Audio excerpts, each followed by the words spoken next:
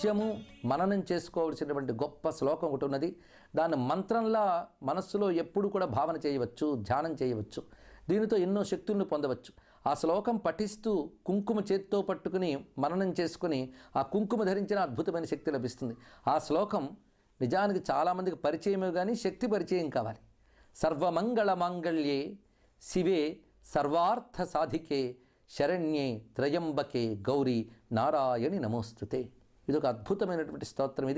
ఇది చండీ సప్తశతిగా ప్రసిద్ధి చెందిన దేవీ మహాత్మ్యంలోది. అందులో ప్రతి శ్లోకము అద్భుతమైన మంత్రరాశే, కానీ ఆ శ్లోకాలన్నింటిలోని ఒక మణిరత్నంలా ప్రకాశిస్తున్నటువంటిది ఈ దివ్యమైన శ్లోకం. దీనిలో భావం ఏంటంటే సర్వమంగళ మాంగళ్యే, మంగళము కలిగించే వాటిలో ఆ మంగళకర శక్తిగా నువ్వు ఉన్నావమ్మా అన్నారు. ఇక్కడ అంటే సృష్టిలో మనకు ఆనందం కలిగిస్తోంది, మంచి కలిగిస్తోందని వస్తువుని స్వీకరిస్తాం మనం. అంటే దానిలో ఆనందము మేలు కలిగించే